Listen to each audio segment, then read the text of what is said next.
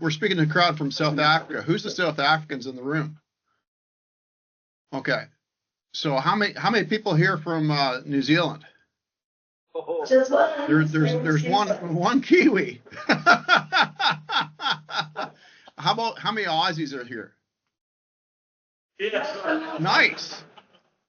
Whereabouts you guys? Are you guys from the Gibson Valley, or where are you guys from?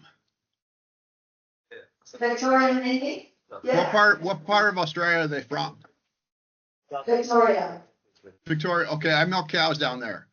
Back in 1997, I was a jackaroo or a cowboy on a 3 million acre station called Burnett Downs. It's in the Northern Territory of Australia.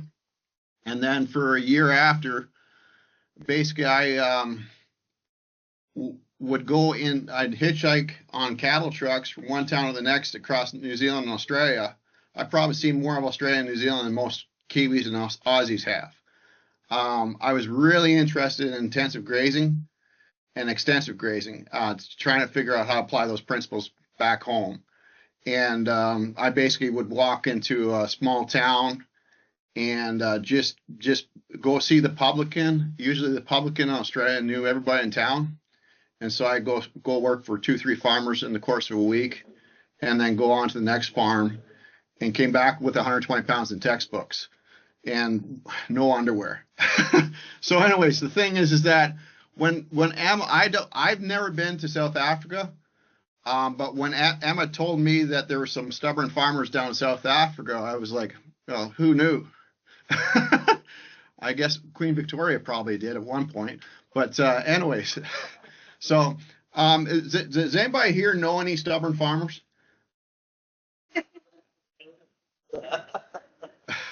I come from a stubborn farm family myself.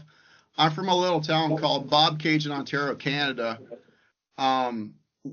Where Caygeon, Ontario, Canada is 20 miles south of a little town called Kinmount. They named it Kinmount because they couldn't spell incest. We're hillbillies.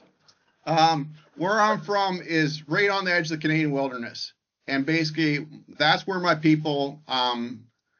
We got off the boat in 1832, and we cleared a town from the wilderness.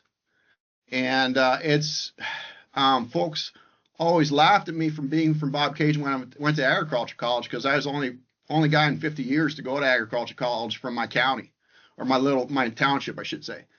Is that it was very stony land, and basically 5 miles north of us, the corn doesn't grow.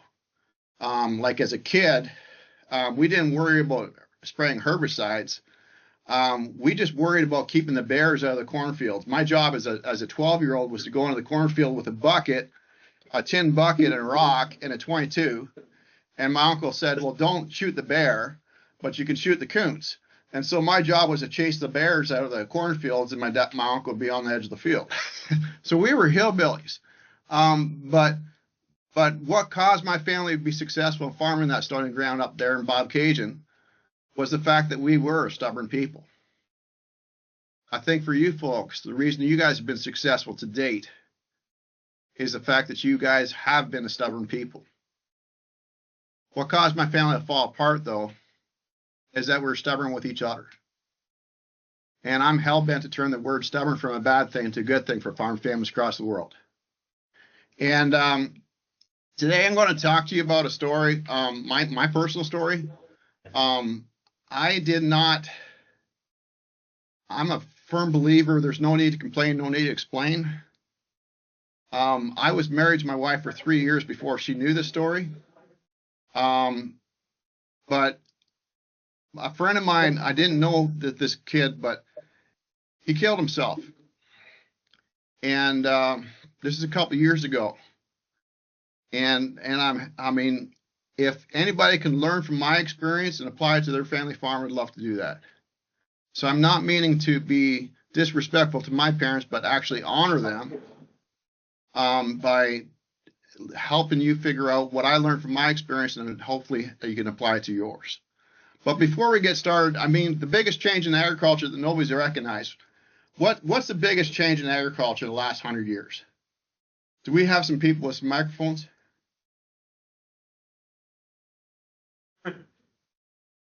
Yeah, good. Biggest change in agriculture. The biggest change that we've seen, I would say, would be based around electronics, whether it's from when the radio started. I mean, I'm talking in the broad sense of electronics. I mean, they sent the spaceship to the moon. If that actually happened, it's two eights computers that are sent like that. And now the ones we've got on our desktop are 100 times as powerful. We don't look at a map. We follow the cell phone. We look at the weather every day. Before you used to go outside, it's wet. You got wet, it was raining. That's how it was. So, broad sense of the word electronics. We used to draw money out of the bank with a little book and a signature, and now we don't even have money in our wallets. So yeah, that's what I've got to say. I would agree with you 200%. Like, it's amazing that I'm sitting here in Iowa in my rocking chair and having a conversation with you. I think that's pretty cool. What's another big change in agriculture the last 100 years? Thanks, Emma.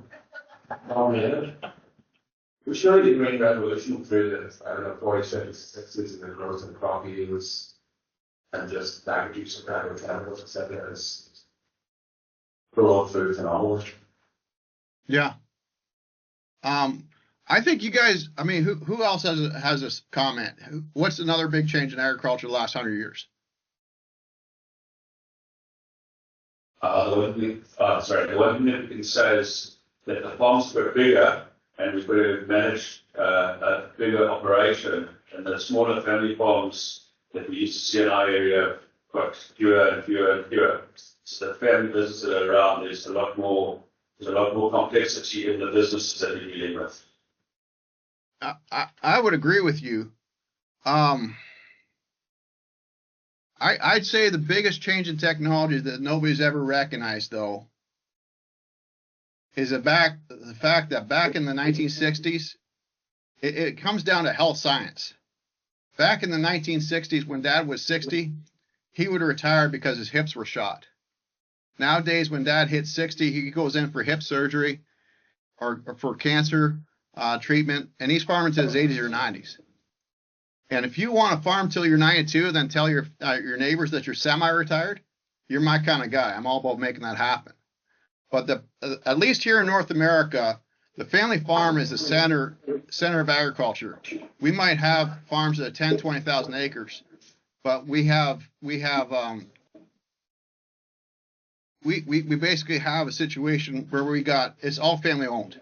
95% of family farms in North America still are family owned. And in most farms, you've got a situation where you don't have just one generation farming. Nowadays, you got a situation where there's three grown men farming together. And, I'm 50. If I manage to for those in North America that live for another 25 years and are not obese, which is not many Americans. But the thing is, if we live to they say that we'll be able to live to 100 because of the technologies that are coming out with AI. So we might have a situation where we have 4 or 5 generations farming together. And there's a common saying, and it's not a racist saying, it's just basically too many chiefs, not enough Indians. We've got too many guys that we're all butting heads and pulling the farm in different directions because we're all trying to be boss. Right? I mean, I see it by the looks of your faces. Now, that would never happen in your family farm where there's guys butting heads and pulling the farm different directions, right? And we treat it like a joke. The fact is that we're stubborn. And we treat it like a joke, but we never thought about how big of an impact this has. Because if you have everybody butting heads and pulling the farm in different directions, you got money slipping between the cracks. And more importantly, you got headaches, which is causing so many problems and leads to a statistic like there being 230% of more probability of a farmer committing suicide in North America anyways than there is the average of society. It's a huge problem that nobody's ever identified. And I think that, what we are is no longer a situation where you're home for 5 years and then you take over the farm and your dad retires. you've got a situation in most family farms where you're in a marriage for 30, 40 years. You know, you've got 2, 3 generations farming together.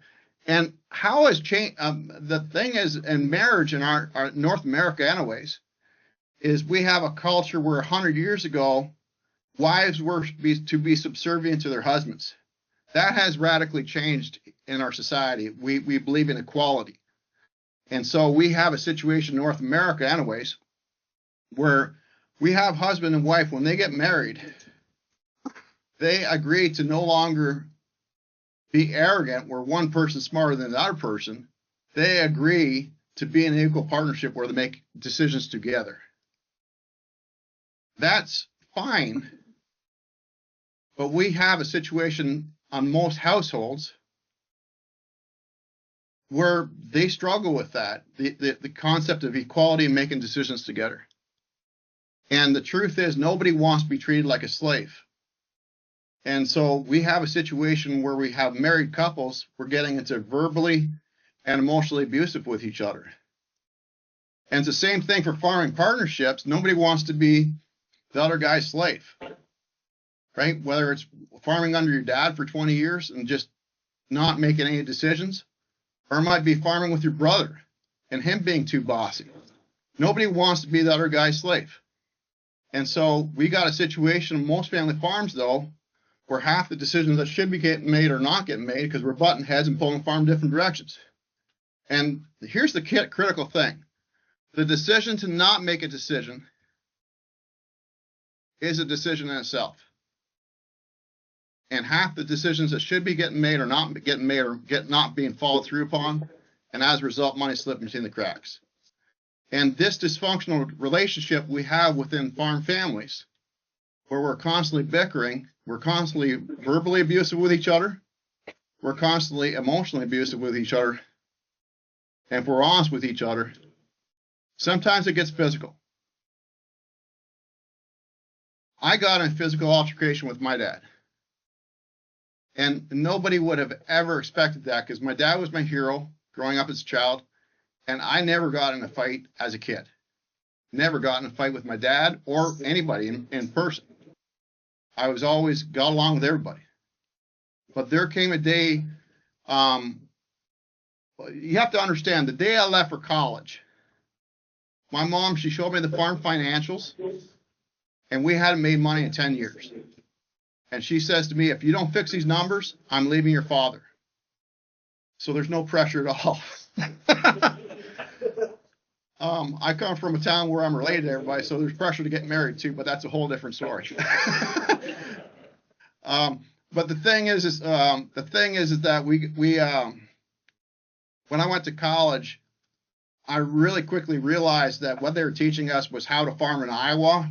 In Western Ontario, it's just very similar land. We had 200 bushel acre corn, 60 acre bushel beans. We have a lot of dairy, a lot of hogs, and a lot of poultry. And that's Western Ontario, where my friends are from. Where we're from is hillbillies. And I very quickly realized that if we start, the reason why my dad was going broke is he was listening to his county extension agent and trying to farm like it was Iowa. And it just didn't make sense. So I actually went down to Australia and New Zealand. Like I said, traveled through Australia and New Zealand, really was intensive about studying.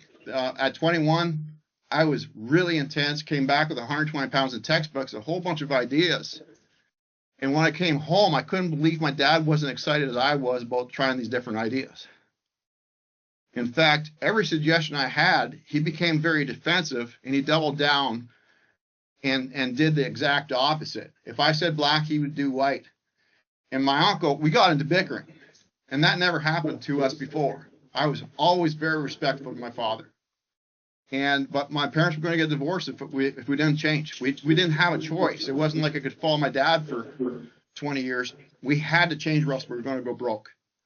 And so, my Uncle Claude, he said, well, why don't you write a business plan? So I actually did a business plan with a university professor one-on-one, put pretty much close to 1,000 hours into it.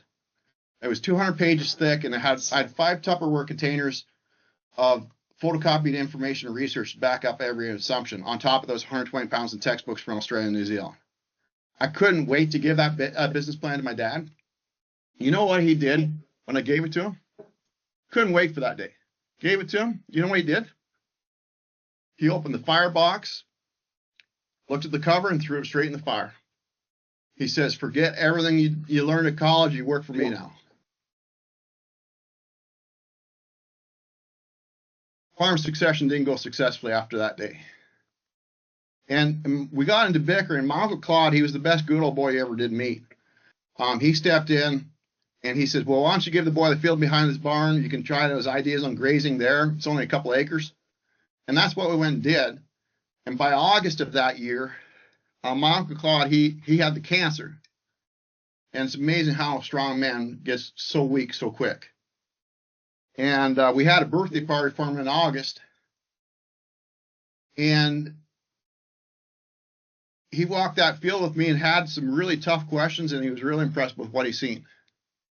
And we cut the cake for his birthday dinner, and it got really awkward. His wife actually started crying because she realized this was his last birthday.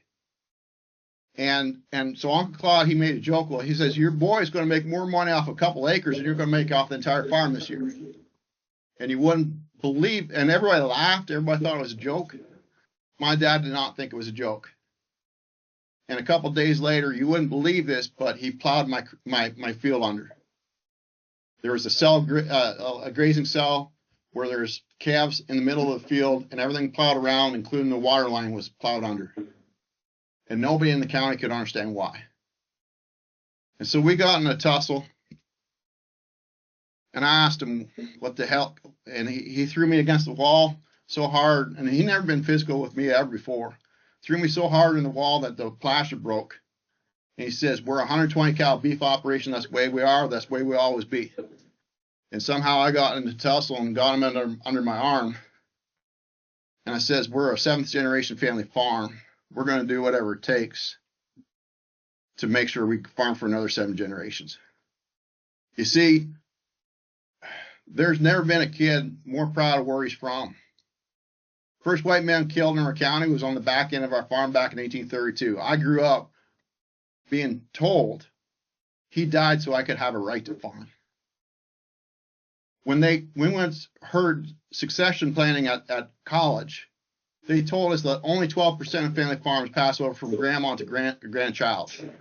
I said, that's no way in hell that's going to be me.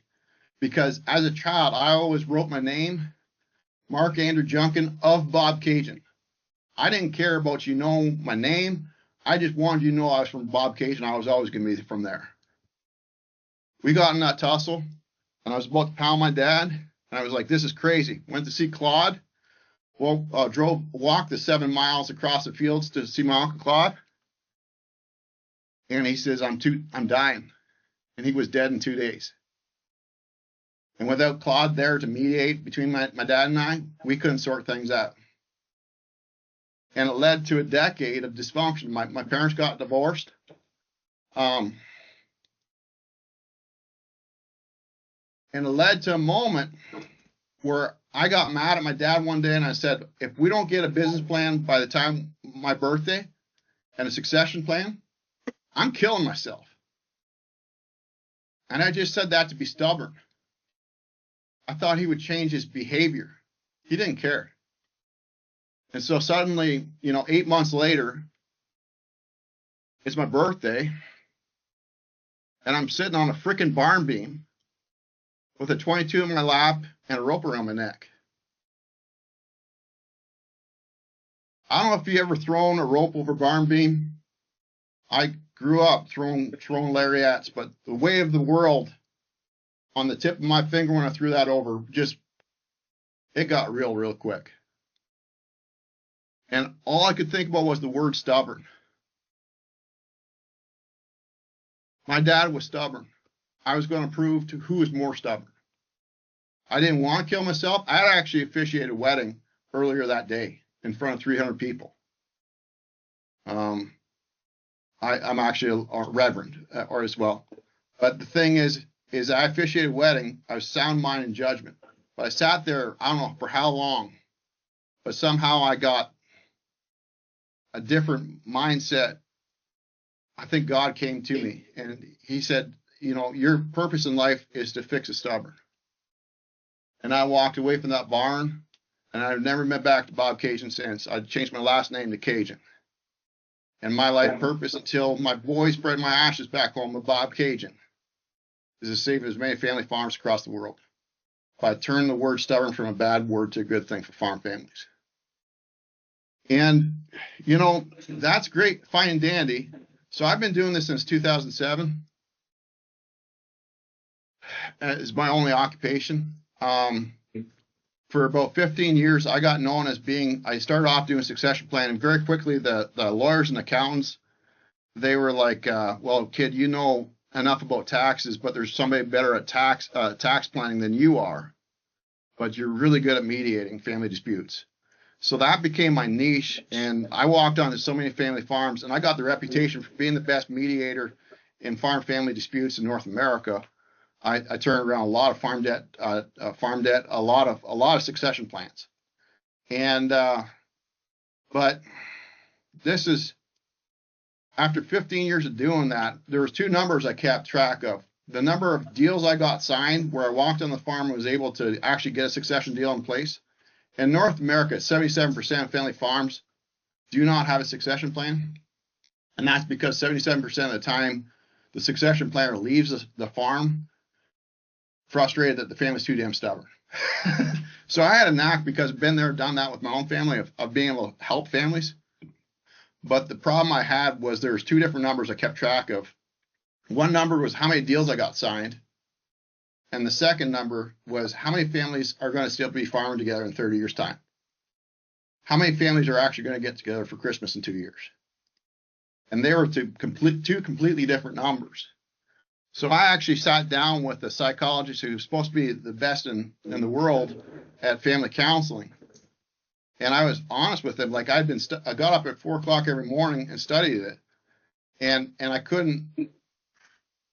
I just kept on, I basically applied the principles of psychology and marriage counseling to farm families.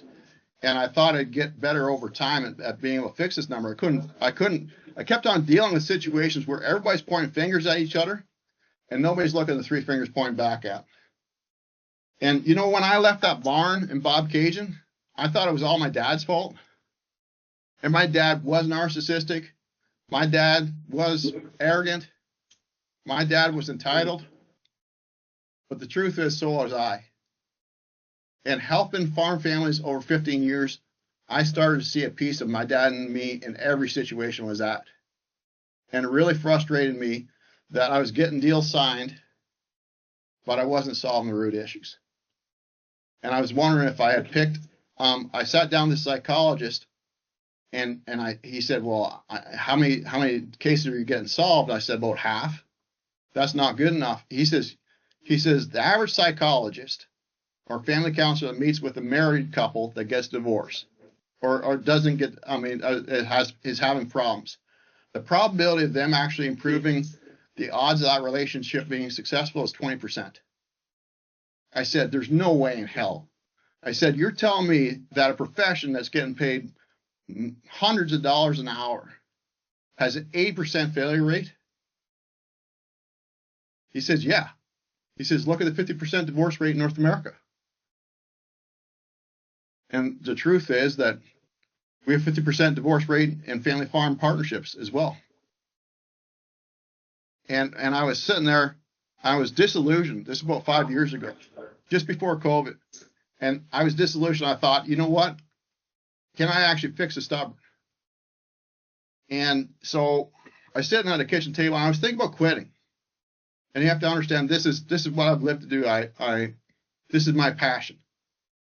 And I was sitting there at the end of the kitchen table, and grandma was sitting there. There's 2 brothers in a fight, and their 2 wives, and grandma was sitting at the end of the kitchen table.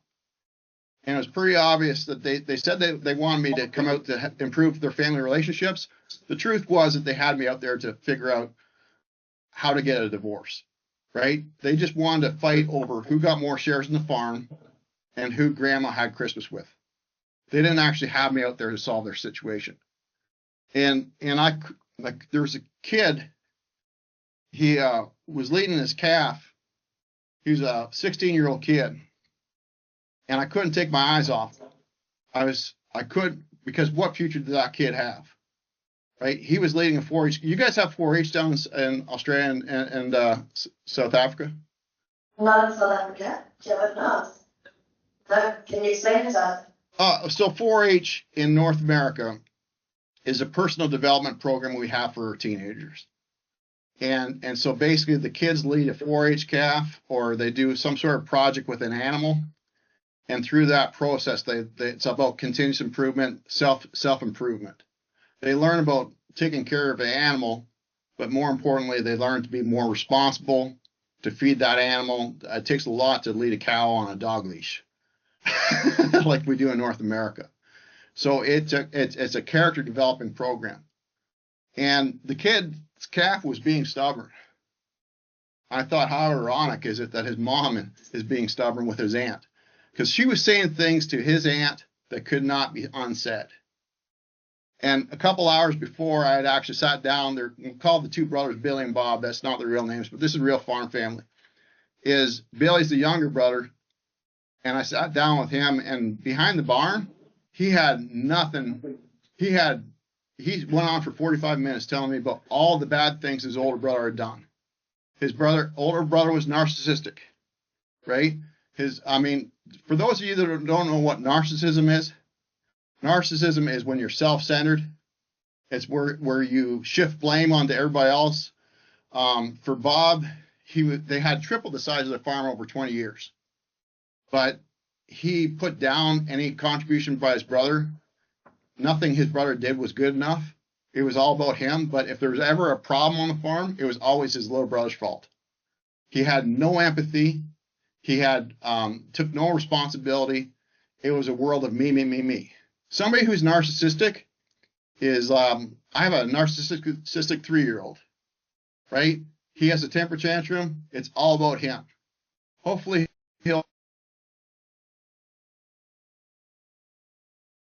are we good now? Can you guys see me okay? Yes. Yeah. Okay. You scared me there.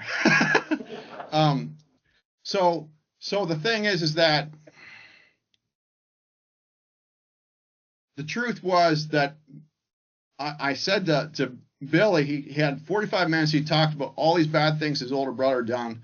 And what had happened was 7 years before their dad died, and without their dad there as a leadership position, his brother had basically bossed him around. And they were constantly bickering as to who is in control.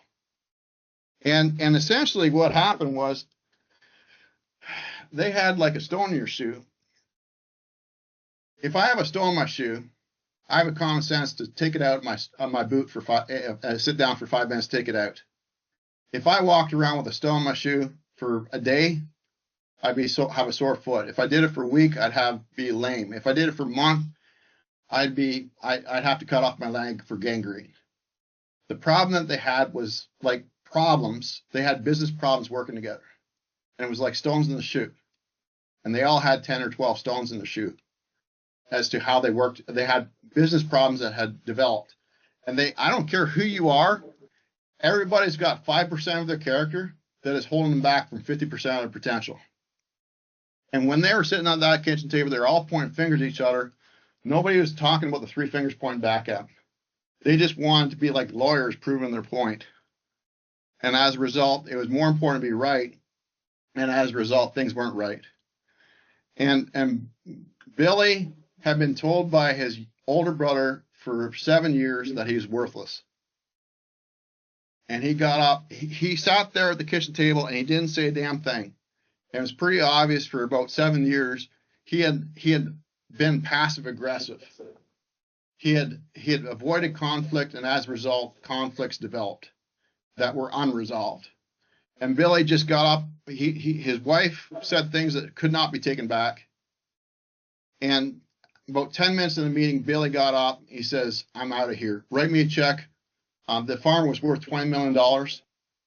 He says, "My half is 50%. That's $10 million. I'll give you a deal, $7 million bucks. Write me a check for $7 million bucks. I'm out of here." Billy was a true blue farmer. And what was Billy going to do with he drove a used pickup truck. What was he going to do? Buy 10 more antique pickup trucks and buy a big house in town. He was a true blue farmer. But in that moment, more than air, he wanted his brother to recognize his worth. Because for 7 years, he'd been told he was worthless. And I looked at that kid that was leading the 4-H calf. Billy didn't have a damn good thing to say about his brother, except for this. When I asked Billy, what's it like to farm with your brother on a good day? This was an hour before that meeting. He freaking broke down crying. And his wife looked at me and she says, I only seen him cry when he lost his first cow. He was a big man, 300 pounds, but just broke down crying.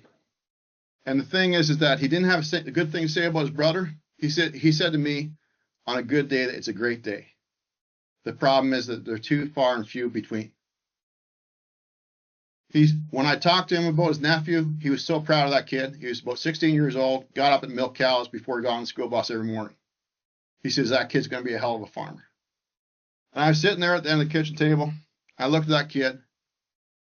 I was like, yeah, Bobby had shown me the papers. He got the approval from the bank to buy out his brother.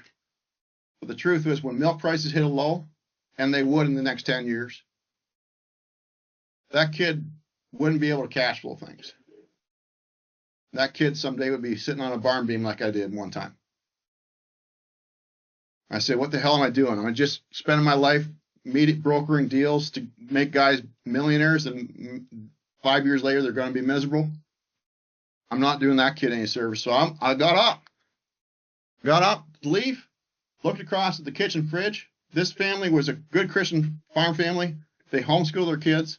And the Bible verse they were learning for Sunday school that week was Matthew 7:5. Now, Matthew 7:5 says, do not take a speck of dust out of your brother's eye until you've taken the mote out of your own, or the plank out of your own. I don't care if you're atheist, if you believe in Elvis is still alive, or that the aliens are going to come someday, or whatever. I mean, those are words of wisdom apply. Stop and basically do not take the speck of dust out of your brother's eye until you've taken the plank out of your own. What would happen in farm families if instead of pointing fingers at each other, we actually looked at the three fingers pointing back at us? When I farmed with my dad kept on using that, saying that phrase, boy, you're just pointing fingers at me, you're not looking at the three fingers pointing back at you. You know what I always said to him in that moment? I gave him the middle finger and walked away. But what would happen if we did the opposite of that? What would happen if, instead of looking at farming with families as a challenge of working with difficult people, what would happen if we look at it as a difficult challenge to become a better person? And that is what I've been doing for the last 5 years. And it radically changed. I mean, we've gone from a 20% success rate closer to over 80% success rate. As far as families still getting together for Christmas, the whole dynamic has changed. And basically what it comes down to, things have evolved radically over 5 years, but basically what I do is I focus on micro habits. I focus on getting one habit change a week. And you think about your partners, and I look at 4 areas. I look at how you have conflict, how you have anger management issues. I look at how you make decisions with your partners, and I look at grit, following through on what you said you're going to do. So I look at those 4 key areas, and basically every week, like for instance, I'll give you a podcast every day. And those podcasts are not Joe Rogan podcasts. I actually wrote them out. I've got 900 podcasts in a database. And when I work with a family, I have a filtering process where we're able to, within 2 hours, it's a really detailed survey, but I'm able to figure your family out really quick. And, you know, I don't care who you are. Everybody gets angry different ways. There's 16 different ways a person gets angry.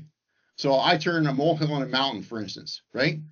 So for somebody that's like me that turns a molehill into a mountain, they might get a podcast specific to their needs on turning a molehill into a mountain. And just simply think about a question you can ask yourself, like, will it really matter a month from now? That's game shifting. And what I do is I send over 6 days of the week, I send you a podcast every day. And usually 2 or 3, you just send me a text back as to how much that hit home. And for the ones that really hit home, tell me why. And then this is the thing I learned about farmers. You can always tell a farmer, but you can never tell them what to do. And so what I've learned over the years is by me sending the podcast every day that's very specific to how they think. Then and they tell me back as to what really hits home with them. And when we have a discussion about that, I'm able to ask questions and they tell me what they're going to do different. And all I want to do is make one resolution a week as to what you want to change. It might be, okay, I have a tendency to be like a lawyer. When I get into arguments with my brother, I'm not listening what the hell he's saying. I'm actually thinking about my argument. To get the micro habit of waiting for 3 seconds and trying for, when your brother's talking to you about an idea, to not be talking about a response, but for 3 seconds have no other thought than trying to understand what your brother's saying. And be curious instead of defensive. That would be a micro habit change. You get one change like that a week over 12 weeks, related to conflict, related to anger management, related to teamwork, grit, follow through on what you said you're going to do. You do that 3 times over 12 weeks. That's 12 habit changes. And let me ask you this. If you had 3 partners and each partner makes 1 habit change a week over 12 weeks, that's going to be 36 changes, right? Now let's just say 10 of the 12 stuck. That would be 30 changes to how you work together as a family. How much different is your operation going to be in 2 years' time? And all I do is I work one-on-one with each individual for 12 weeks. And then we work with the family. We have weekly family meetings. Every week we just constantly evolve, making one habit change on how you work together as partners. So that's 24 weeks. And within 24 weeks or 180 days, that's a 180-degree turn in how your family works together. And all I do, I think the thing is that 25 years ago, I would have said this is a bunch of BS. But I mean, it's the soft issues which become hard problems in agriculture. I've been through a lot of BS, and I'm sure you guys have all been through a lot of BS, not because of production issues, but how your family makes decisions together and how you actually listen to each other, right? And all I'm saying to you is anything you can do, this is not wishy-washy stuff. You think about this. If you have a family that's butting heads and pulling farm in different directions, you got money slipping between the cracks because you're not listening to each other's ideas, and it becomes more important to win an argument than to work together. It's more important to be right than for things to be right.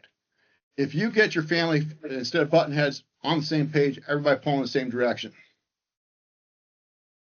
half the decisions right now that should be getting made are not getting made, or not getting made well, because you're trying to be bossy with each other. What happens if instead of being stubborn with each other, you're actually stubborn at the habits that actually let you make next level decision making, right? And most family farms that we actually work with, over 2 years, they double their profitability. You might find that hard to believe, but you think about this. Let's take a farm that's 20,000 rands. It's $1 million American farm. And a farm that's roughly 3 million rands. So the 3 million rand farm has an advantage of cost of production. Let's say the $3 million rand farm says, well, that's a nice idea, and they make no changes after this in the next 2 years. The $20 million rand farm, excuse me, sorry about this conversion here. I'm Canadian. So the thing is that, so let's say it's $20 million rand, or a $60 million rand farm. Okay, so let's say the $60 million rand farm today, they're both butting heads and pulling the farm in different directions. The $60 million Rand farm chooses not to change. For the next 10 years, they're butting heads and pulling the farm in a different direction. But they have a slight cost advantage because of their cost production. But the $20 million Rand farm, they go from butting heads, being on the same page, and everybody pulling in the same direction. Let's say 7 out of the next 10 years, times are tough. I got 3 questions for you. Which family is going to be able to make the decisions to change their efficiencies so they survive 7 years out of 10 of bad crop prices? The family that's butting heads, or the farm that's pulling in different directions, or the family that's working together well, making good decisions together. Anything you can do to improve the quality of decision making is going to skyrocket your profitability. Let me ask you this.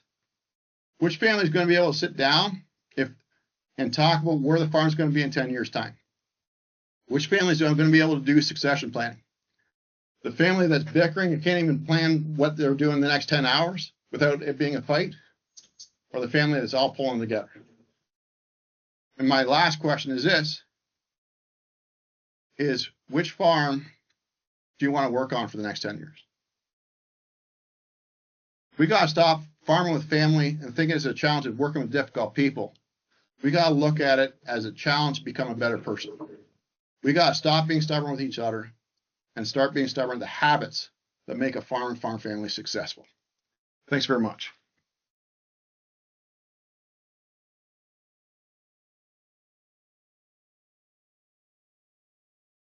Andy, thank you so much for that. I've got so many questions. Has anyone got a question for Andy? If you would like to ask a hard question, but don't want to ask it publicly, you're welcome to WhatsApp me, and I will ask the question. First. And you can also know what you're drinking. I'm sorry, I didn't hear that. I'm Canadian. He wants to know what you're drinking. Is it moonshine? Yeah, there's some days I need some shine, but I try to drink water. It's pretty cool that I'm sitting here in a rocking chair in Iowa and able to talk to you. But I mean, I talk to folks all across North America, and what I've actually found is that if I'm able to talk to a guy for 15 minutes once a week, and he makes one habit change, it's like 10 times more powerful than me going there for 10 hours and trying to make 10 changes and nothing sticks. So yeah, it's pretty cool that we're able to do this over Zoom, but this is how I work with folks over Zoom. And you know, yes, I'm not able to have pie, but you'll be getting together for pie at family Christmas 2 years from now because of it. Yeah, Andy, I've got a question for you. Sure. What is the most powerful action that the older generation can do to make sure that there's a smooth transition of a handover of ownership between generations and to the younger siblings involved? I think I remember being at a farm and we were doing succession planning, and the son he had a lot to say behind the barn, but he didn't say a damn thing in front of his mom and dad. And all he did was look at the table for that whole meeting. And then after the meeting, he had a whole lot to say that was contrary to what he agreed to. And I think for succession planning or just management of the farm, you've got to make a transition from parent-child to professional working relationship. And I don't look at succession planning as really like I see a lot of succession planners, they have slides where you're passing over the torch or passing over the hand over the keys.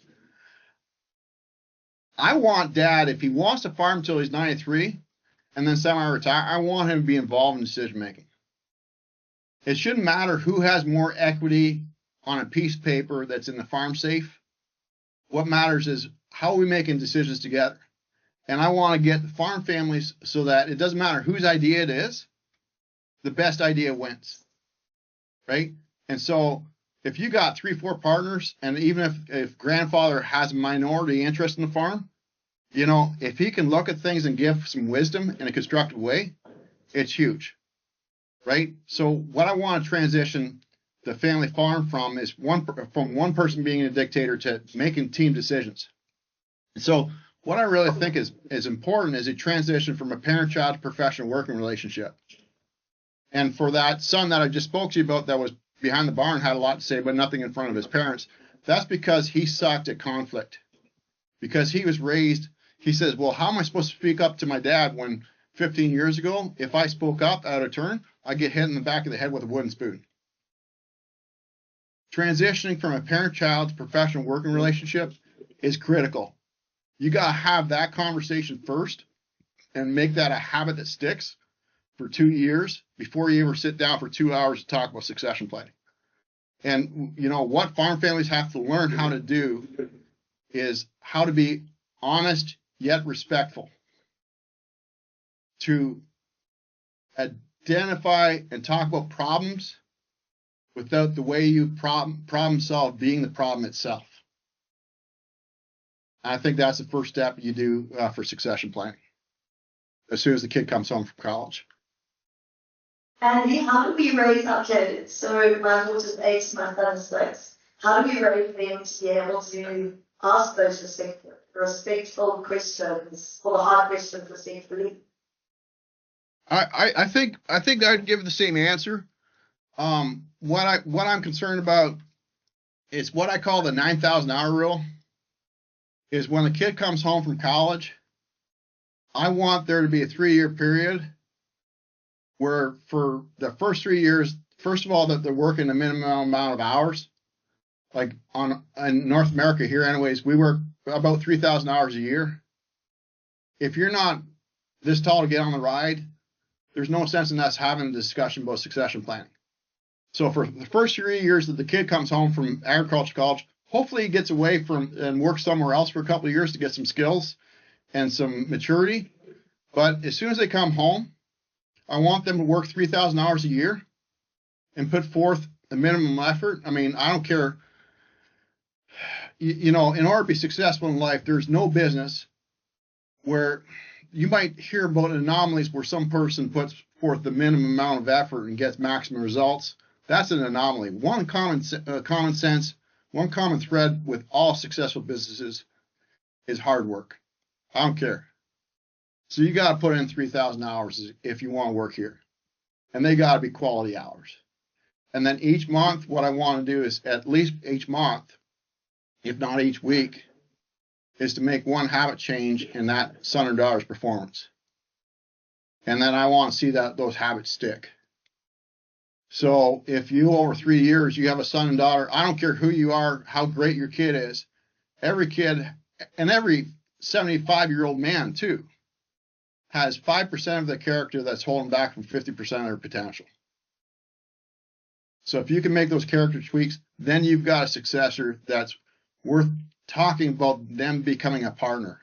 Because that's not just a kid that's got potential. He's realizing his full potential, and he's a partner that anybody, if you make a one habit change a month over 3 months, that's 36 changes. You suddenly got a successor that anybody that's not even a relative would invest into, because they turn their weaknesses into strengths by being the right type of stubborn. Thanks, Andy. What other questions have we got for Andy? First, Jane?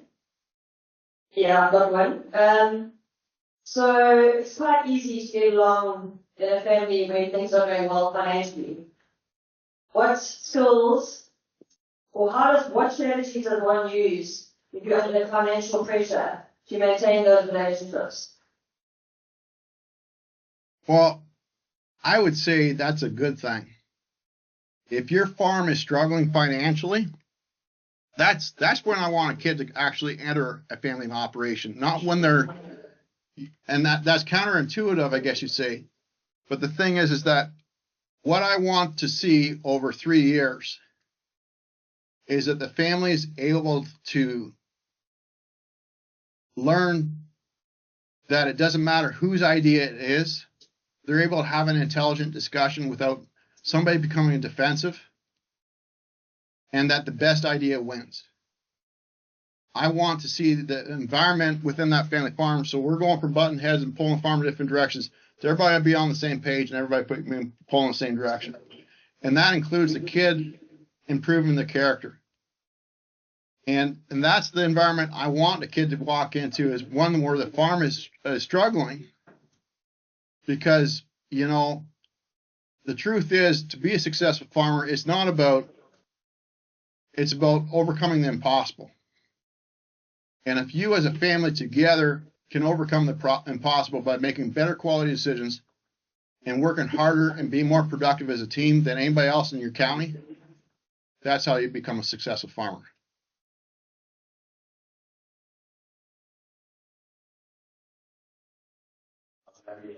Just wanted to find out, how do you buy-in from the different parties? So very well sitting around the table, which you're going to need buy-in. What are some of the things that you look what's trying to do for that? How do we buy from the siblings? Basically, after 3 years of the son and daughter coming home and proving themselves, first of all, being a worthy partner, that they're this tall to get on the ride, I think you got to have a conversation as to, okay, if I invest the next 30 years into this business and I take it from being worth $20 million rand to being $40 million rand, there's got to be a conversation about that extra $20 million rand that I improved the operation. What percentage of that is mine? And what percentage are belong to the 5 siblings that are in Johannesburg, you know, living in the city? You know, there's got to be that discussion. And, you know, there's got to be a plan as to how that son and daughter over 40 years can buy the farm. You know, Steve Jobs, and it's the same thing for any corporation. Like, Steve Jobs didn't take Apple from being out of a garage to being a multi-billion-dollar company by saying to his employees, if you work for me for 30 years, I'll be nice to you at my funeral.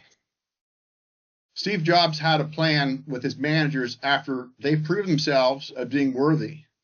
He had an incentive program where over 30 years, they got a clear understanding, if I put my life into building this company, this is what's going to get out. And I think it's important to have that conversation. I think it's important to offer this. I mean, if there's many situations I see where there's a kid that's 10 years younger, so there might be a 22-year-old, there might be a 12-year-old. I think it's important to have that conversation when the kid's 25 and the younger son's 15, but just basically offer the same opportunity. If you prove yourself, when the 15-year-old turns 25, he comes home, he works on the farm for 3 years, proves himself. By the age of 28, he has the opportunity to get the same share option plan and be able to earn equity and split up with his brother over 40 years. But there's got to be clear understanding from the beginning as to what are we working towards, because too often, you know, there's promises made here. There's a lot of 55-year-olds, 60-year-olds that I see where they are promised that they'll get the farm someday, and then suddenly they have to buy it from eight of their siblings. That is a very sad situation. That's why we have such a high suicide rate. So it's really important that you as a family have that discussion and are able to do something that's fair to everybody. But that starts with you guys being able to have difficult conversations. And the root reason why we have 77% of family farmers don't have a succession plan is because they hate conflict. And when they get to have that discussion, they all expect that everybody else is going to have the same expectations. You got to learn to listen to what your partners are saying, not just be stubborn trying to get your way. What's got to be right is that everybody's happy with where the farm is going 20 years down the road.